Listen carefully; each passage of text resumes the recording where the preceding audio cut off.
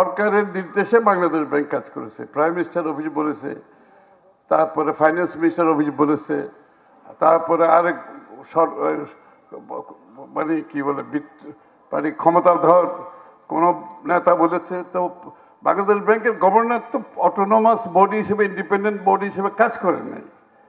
এক নাম্বার, আমরা চাই প্রত্যেকটি প্রতিষ্ঠান should be run independently, non politically, professionally. তাইলে সবাই জবাবদিহিতার মধ্যে আসবে। তাইলে যেই সমস্যাগুলো হয়েছে বাংলাদেশে গত 15 বছরে, 17 বছরে, এগুলো হওয়ার কোনো কারণ নেই। তো বাংলাদেশ ব্যাংক যদি ইন্ডিপেন্ডেন্টলি পারফর্ম করে এবং তারা যদি যে ব্যাংকিং সেক্টরের উপর তাদের ওয়াচডগ যে কাজটা করতে পারে এবং তারাও সাবধান থাকবে, ব্যাংকও সাবধান, বাংলাদেশ ব্যাংক এবং ক্লায়েন্টও জানে যে তাকে আইন মেনে চলতে হবে। ওই ক্যাশ টাকা নিয়ে নিয়ে বিদেশে পাঠানোর যে একটা সুযোগ, এটা তো থাকার কোনো কারণ ছিল না। এটা করেছে একটা কারণে, কারণ ইনস্টিটিউশনগুলো তো কারো কাছে দায়বদ্ধ নাই, সেন্ট্রাল ব্যাংকের কাছে দায়বদ্ধ নাই। সেন্ট্রাল ব্যাংক বরঞ্চ ওদেরকে বলছে ওনাকে দিয়ে দেন আপনি। তো সুতরাং এইখানে দায়বদ্ধতা, ইনস্টিটিউশনাল ক্যাপাসিটি থাকতে হবে, প্রফেশনালিজম থাকতে হবে, ইন্ডিপেন্ডেন্টলি চলতে হবে, ট্রান্সপারেন্ট হতে হবে, স্বচ্ছতা থাকতে হবে।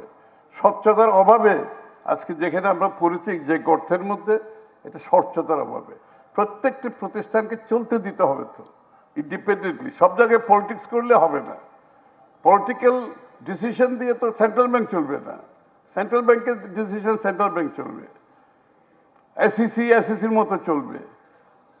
এসিসি তো এই যে শেয়ার বাজার লুটপাট কিভাবে হয়েছে, একই কারণে, কারণ কোনো জবাবদিহিতা নাই এখানে কারো।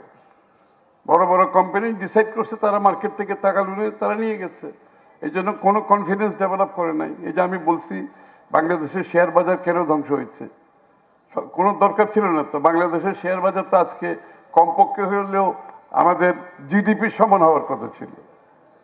এখন কেন 5%, 7% অফ জিডিপি, তাই না?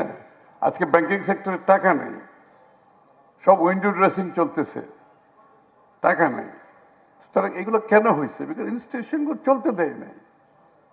না চলছে বাংলাদেশ ব্যাংক ইনস্টিটিউশন হিসাবে, না চলছে ব্যাংকগুলো, না চলছে এসিসি, না চলছে বিটিআরসি, না চলছে জয়েন্ট স্টক কোম্পানি, কোনোটাই তো চলে নাই।